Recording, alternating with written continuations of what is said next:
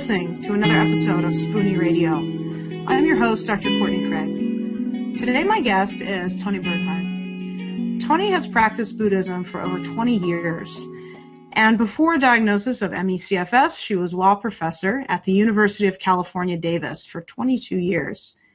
She's also the author of How to Be Sick, a Buddhist-inspired guide for the chronically ill and their caregivers.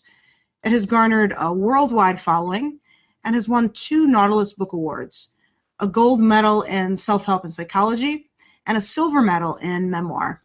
It was named one of the best books of 2010 by Spirituality and Practice. She's also the author of How to Wake Up, a Buddhist-inspired guide to navigating joy and sorrow. Toni blogs about these themes for the website Psychology Today, and she has a new book coming out titled How to Live Well with Chronic Pain and Illness, a Mindful Guide, which we'll talk more about in today's interview. So welcome to the show, Toni. Thank you for having me. Thank you for being here. So your books have been translated in multiple languages. They're available to so much of a wide audience, not just people in this community with ME/CFS, but people with all sorts of chronic illnesses, including their caregivers and just anyone who's kind of seeking wisdom. So did you ever imagine such a wide readership and such success with these books? No, I never imagined it at all. As a matter of fact, How to Be Sick began as a self-help guide, literally, a guide for me. I started taking notes on how I might adjust and try to live a good life despite my severe limitations. And I met some other people online with ME/CFS, and I sent some of my writing to share with them. And a couple of them in particular said, "This is a book. You have to turn this into a book." And it had not occurred to me to do that until they said so. And then I talked to Sylvia Boorstein, who was one of my first Buddhist teachers, and she read some of it and said the same thing. And that's how to Be Sick was born, actually. And I had no idea it would have the impact it's had all over the world. It just amazes me still. Yeah, it really is remarkable. And what's interesting about this is you write for such a wide audience with chronic illness. So how do you write in a style that's applicable to this myriad of people's unique health challenges? Well, I write from my own experience, and I write from my heart. And what I've discovered is that no matter what a person's diagnosis is, and no matter what their prognosis is, I hear from people who are terminally ill. We share more than we don't share in terms of how illness, chronic illness, and pain have impacted our day-to-day lives. And so I didn't actually start out thinking that this was a book for everyone. I wrote from the perspective of someone with ME/CFS, but I discovered that what I had to say applied to everyone. And I hear from people all over the world with I think I've become a lay expert on all the different conditions and illnesses and the difficulties people can encounter, because it turns out that what I wrote was universal for anybody with health struggles. So it wasn't, I didn't think intentionally that's what I'm going to do, but it turns out we have so much in common that it spoke to everybody. Yeah, we really do have a lot in common. And one thing that immediately drew me to this book was the title. I mean, How to Be Sick, like a guidebook. And your book does include some simple exercises that people can do, but this is so much more than a guidebook, isn't it? Well, the title is interesting because every once in a while, like 1 out of 100 people will say, I don't want to buy a book with a title like that.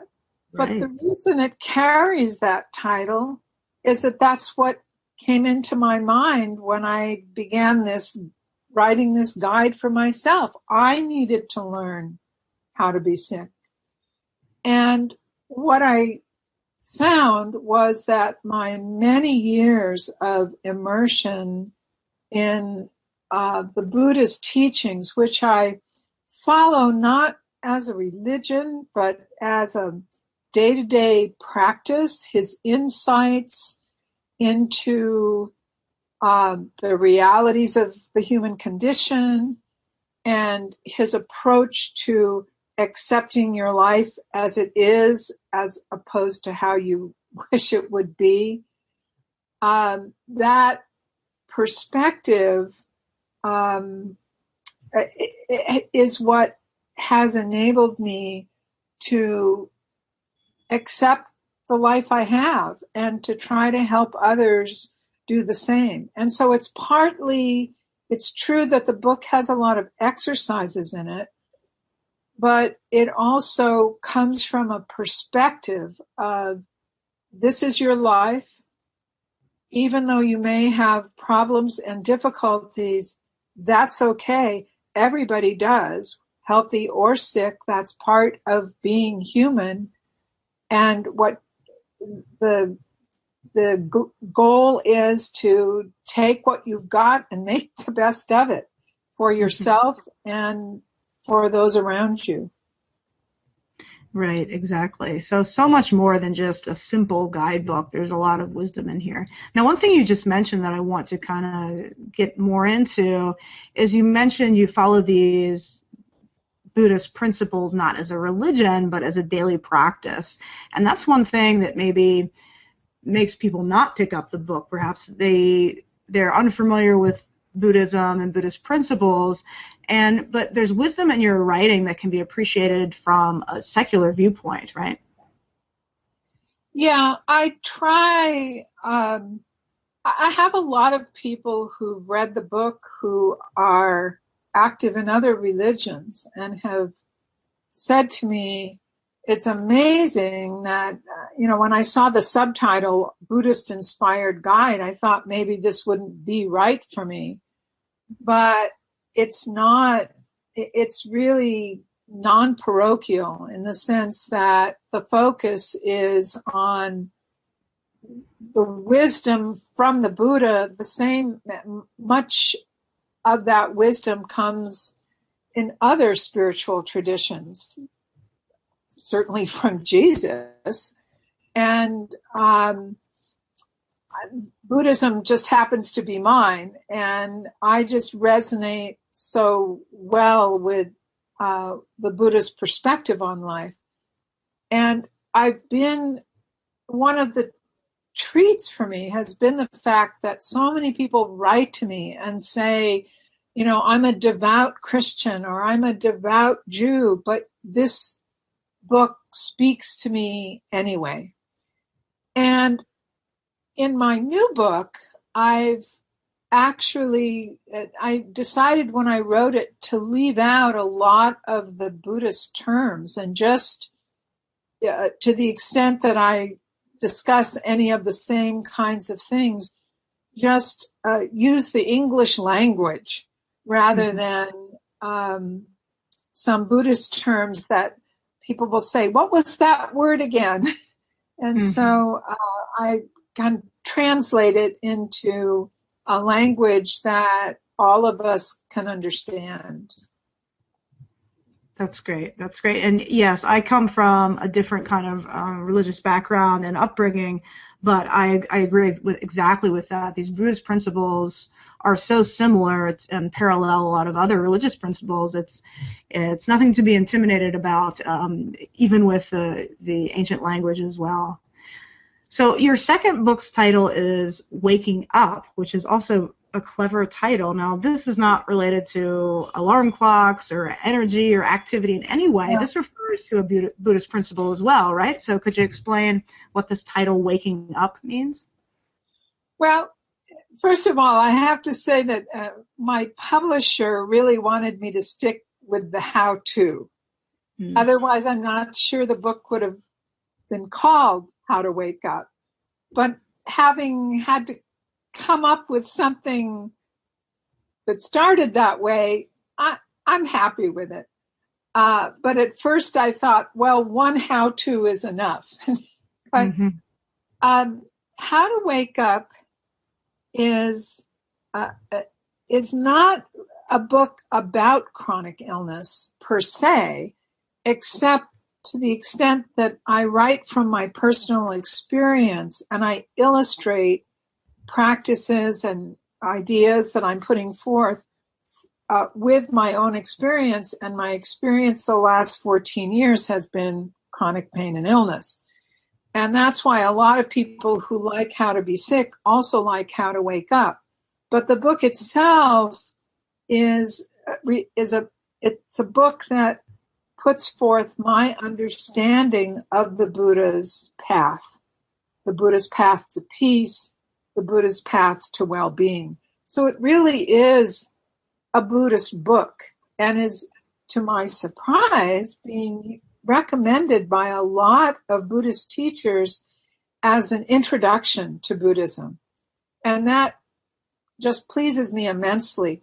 For one thing, when people say I'm interested in Buddhism, what book should I buy? That's a tough question to answer because there isn't one Buddhism, just like there isn't one Protestantism. There are lots of different schools, be it Zen or Tibetan, so there are many different schools of Buddhism and they all differ slightly. But I draw on all of them. And I think that's one reason why this book is resonating with a lot of Buddhist teachers as a good introduction, because I don't come from one perspective. I just think in terms of what I understand the Buddha to have been teaching. And so it goes over a lot, the Buddha's main teachings. And then there are practices and exercises, many of which I made up and some which come from the written record of his teachings. And again, illustrated with examples from my life or from stories that other people have told me.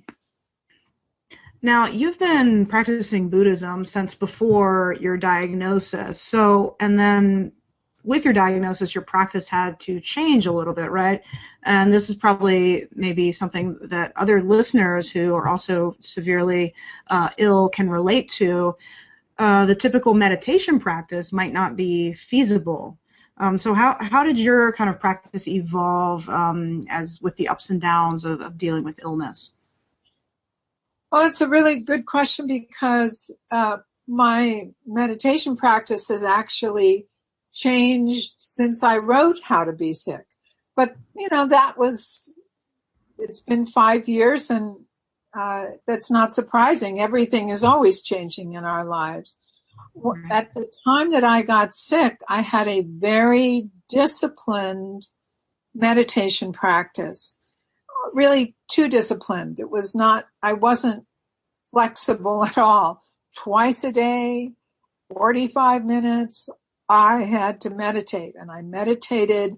I actually sat in a chair because I had back trouble. So I didn't sit on the floor in the lotus position or anything, but I did sit in a chair and I meditated twice a day. And I joke about in How to Be Sick, how even on my daughter's wedding day, which was a wedding that I had to put on because she didn't even live in our town, she lived across the country, I meditated twice a day. And then I got sick and I found it impossible for me. It wasn't impossible, but I felt it was impossible to meditate. For one thing, I couldn't sit up that long. And I didn't feel as if lying down to meditate was the real thing. And so that's why I'm saying that my inflexibility, I think, was hampered me at that point, because I couldn't do what I'd always done. I quit altogether. I stopped meditating. I continued. Meditation is only one part of Buddhist practice. The Buddha put forth this eightfold path, and meditation is only one of the things on it. It also involves how you treat yourself and how you treat other people. And there's a lot more to it than just meditating. And so for many years, I didn't meditate at all, but I have started again, and I meditate lying down. And I find I'm fortunate that I'm not one of those people who falls asleep lying down, although if I tell people, I talk about this in my new book, if you do fall asleep while you're meditating lying down, that's fine. How good for your body to have a little nap. But I have started meditating lying down, and it's been really quite wonderful for me to take up the practice again, because it calms my mind. It allows me to seclude myself from all of the constant sensory inputs, and a lot of that sensory input comes from our discursive thinking. And so I've found it to be very helpful. Mm-hmm. And I know a lot of patients utilize it as well, and there are different adjustments you can make, certainly. And lying down is a great option for those that are more severely disabled. Now, another thing that our listeners and people dealing with this illness in particular, ME/CFS, as well as fibromyalgia, can really relate to a lot of the principles in your book. And one thing that I hear a lot in this community, and I think you just wrote a piece about this recently on your blog, that's constantly thinking about the past, right? Constantly thinking about things that we can't do anymore, things that we wish we could do again. And you argue in your book, and also I think on your blog, that this is not the right mindset for us to take. So could you speak more about this things that we can't do anymore? Yes, I actually have a chapter in my new book called Beware of Good Old Days Syndrome, because we have this tendency to put the past on a pedestal. And I can easily fall into that trap where we think about what we could do before we became sick. And by the way, I don't talk about it in the book, but I have fibromyalgia too. It's just minor compared to the difficulty I have from the ME/CFS.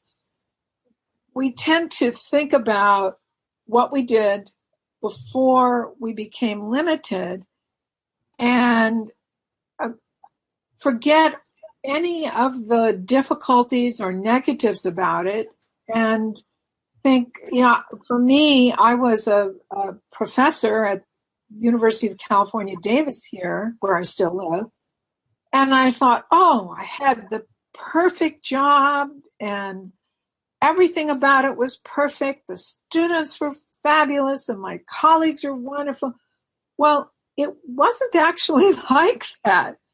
As with everything in life, it was a mixed bag. But it's as if the negative just drops on out, which is understandable, because we are so frustrated at our inability to do what we once could do.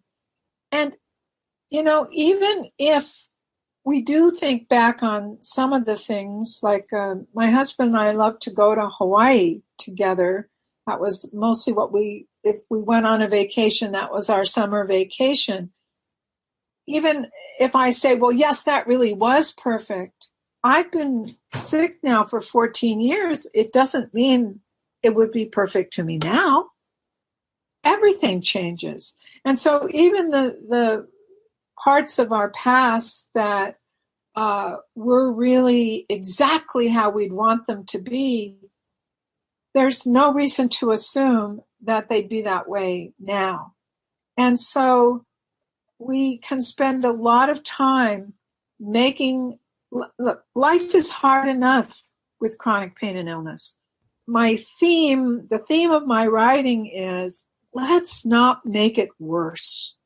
Mm-hmm. And one of the ways we make it worse is to expend what little energy we have thinking about how great our life was before the way it is now.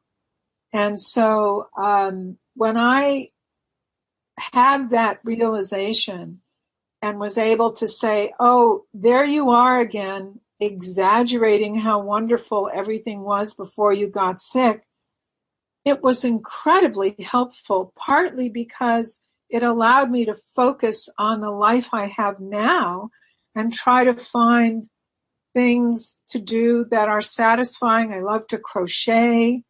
I like to play with my dog, rather than spending what little energy I have longing for what I just can't have or do anymore. Right, yeah. Living in the past is a tremendous source of suffering for a lot of patients. And at the other end of the spectrum, and I feel like I'm more at the other end of the spectrum, and that's dwelling on an uncertain future. And yes. Kind of on a personal note here, this is one fear and one thing I struggle with a lot, and I would love your perspective on it, because I've been sick for, I was first diagnosed at age 15. I've been in remission, or I like to say, I have a good handle on it for the past 5, but I still have a tremendous fear of relapse, particularly of fear of severe relapse. And this is a great source of suffering for me. So what advice do you give on that other end of the spectrum, this fear of uncertainty and the unpredictability of health and our future? Well, Courtney, I have those same fears that arise. I think, actually, like you, it's a bigger problem for me, worrying about the future than bemoaning the past. Mm-hmm. I have concerns that my particular focus is something will happen to my husband, who is my caregiver, and not only will I not have a caregiver, but he'll need me to be his caregiver to help him out and take care of him, and I won't be able to do it. And that is a fear that arises for me all the time.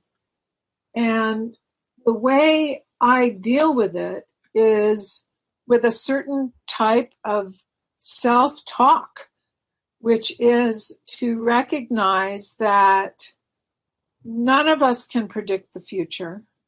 We can spend all our time worrying about events or happenings that may not even happen or are probably unlikely to happen.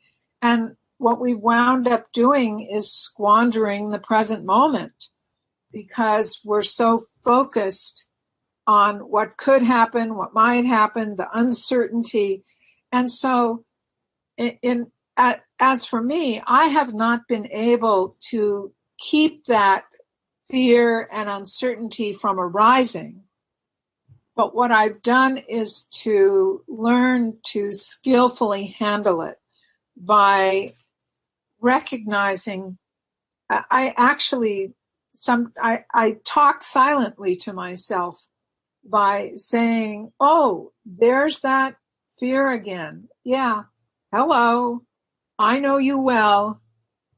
You're going to hang out here for a while, and then you'll go away, and I know you have nothing to do with what might actually happen or not happen in the future. And the reason I find that important is that if you try to deny that you're feeling the way you're feeling, it tends to just make those feelings and those fears more intense. Or if you not just denying, but if you're angry or hating those fears. It just makes them more intense. With that, I don't want to feel this way. Go away. I hate this uncertainty. That never works for me. What works is to say, oh, hello, there you are, arising. These thoughts are rising in my mind. And like all thoughts, I like to think of thoughts as just blips of energy, arising and passing. Where's the thought you had 5 minutes ago? I don't even remember, And so I almost greet them with a certain kind of friendliness and say, okay, you're here, but I know you have nothing to do with what might actually happen in my life, but you're going to hang out in my mind for a while. Okay. And then I just get on with things. I hope that's helpful.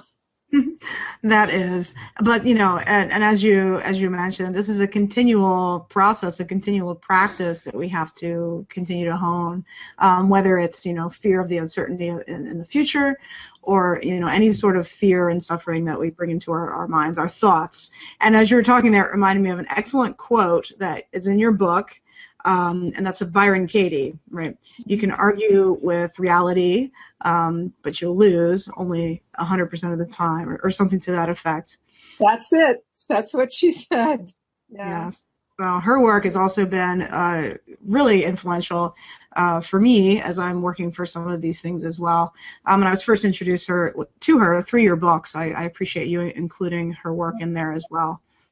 She shows up in all three of them because I find her work really helpful too. And she's not Buddhist. She's just a person out there who has been tremendously helpful to others. She has workshops, and there's a lot of videos of her online that people can watch.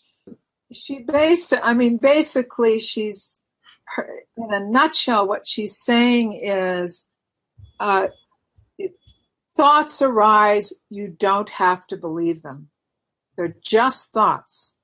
And believing our thoughts and then spinning them out into stressful tales is a tremendous source of suffering in our lives. Mm-hmm.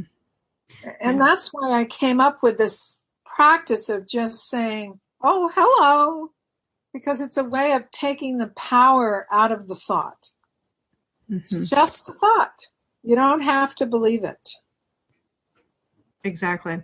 And I heard you mention another really powerful statement in another interview, and you said something to the effect of comparing sorrow and suffering, right? So you mentioned that sorrow is optional and suffering can end. So I wonder if you could talk more about that. I think that's a really powerful statement that kind of ties into this. You probably what you're saying reflects what I meant, but one of the themes of How to Wake Up is actually that sorrow is inevitable, but suffering can end. Mm-hmm. And of course, it has to do with how you're going to define those words. But right. Sorrow, to me, is something that all of us will encounter as humans. And the Buddha had a list of sorrows. And of course, they include getting old and getting sick and losing those you love, being separated from those you love, or losing those you love. I mean, who can go through life without encountering sorrow? We can't. But by suffering, in my understanding, he meant something different. Suffering is that intense, really unhealthy desire for things to be other than they are. And so, of course, one source of suffering would be the desire to never encounter sorrow in this world. I don't think that's possible. I don't care how enlightened you are. if you have a child and that child dies, you're going to feel sorrow. And so whatever is going on in your life, the source of suffering, which is, it's the suffering that I say is optional. The source of suffering is that unremitting, intense desire for things to be other than they are. For me, it's been over the years the desire to be healthy again. And that still comes up for me. My husband on Friday is about to go down to Los Angeles to our daughter's house to spend the weekend with our daughter's family, mainly our granddaughter. He tries to see her once a month. And I'm lucky if I see her twice a year because it's hard for them to come up here. And so knowing that he's going down there, I feel sad about that. I feel it makes me sad. It's a source of sorrow. But I work on not turning it into compounding it by saying I don't want things to be this way. I hate that I can't go down there. That's the desire coming up that simply can't be fulfilled. I can't will myself to be healthy enough to travel. I know that people with ME/CFS there's a great range of limitations imposed on people. Some people are able to travel. I am not. I have a pretty severe case. I acknowledge the sorrow, but I say I accept that this is the way my life is. And if I spend all my time desiring this is actually the second noble truth of the Buddhas, that the cause of suffering is desire. But he meant a particular type of desire. It's that kind of desire that we feel has to be fulfilled or will never be happy again. And what that does is keep us from doing what we can this very day to try to have a good and enjoyable life. And that's the problem with living in the past and living in the future, is that we don't enjoy what we can about the day that we do have, even within our limitations. I won't be leaving the house today. And that used to be unacceptable to me, but it's not anymore. I've stopped fighting it. And when I stopped fighting it, that's when I started to feel that peace and contentment that the Buddha talks about, and that, as I said, is present in many spiritual traditions. Being able to accept the life you have and make the best of it. Right. And that sounds like the theme of your new book, which is titled Living Well with Chronic Pain and Illness. So how is this book a little bit different than your previous two? Well, it's different in that it's much broader in scope.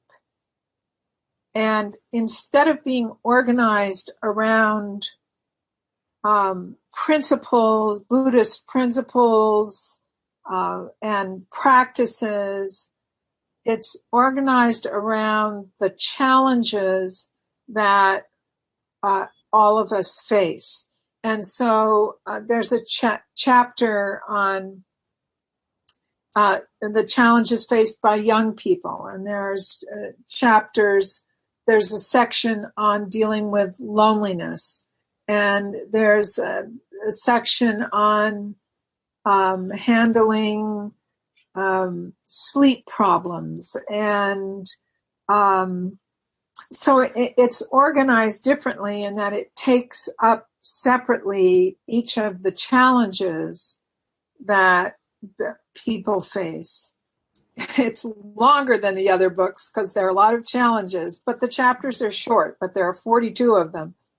So that's the way in which it's different, is that it's focused more on specific challenges that people face.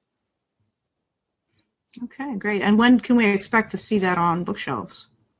Well, October. Okay, The right around. beginning of October. Yeah. Although it's already up on all the websites for pre-order. I can't believe how they get it up there so fast. But unfortunately, it won't actually be in people's hands for a few months. Yeah. Okay. Look forward to reading that one as well. Okay, Toni, well, we're about out of time. So one last question, and that's how can listeners find out more about your writing and any sort of upcoming work? Well, I do have a website, but it doesn't have the new book on it. My daughter is my webmaster, and so she's in the middle. Right now, she's working on editing the website to add the new book in. But you can find information about the other books there and a bit of a bio of me.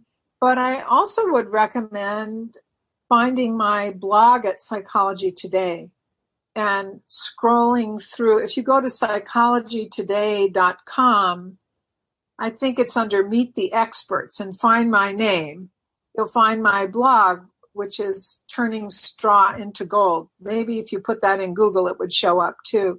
And then people could they can scroll down and click on any of the pieces. They're all pretty short. Well, they're all short, that appear to be of interest. I tend to post twice a month, and usually this is not a blog in the sense of today, a daily blog. I got up today and I drank a glass of orange juice, and these are little essays. I try to post twice a week.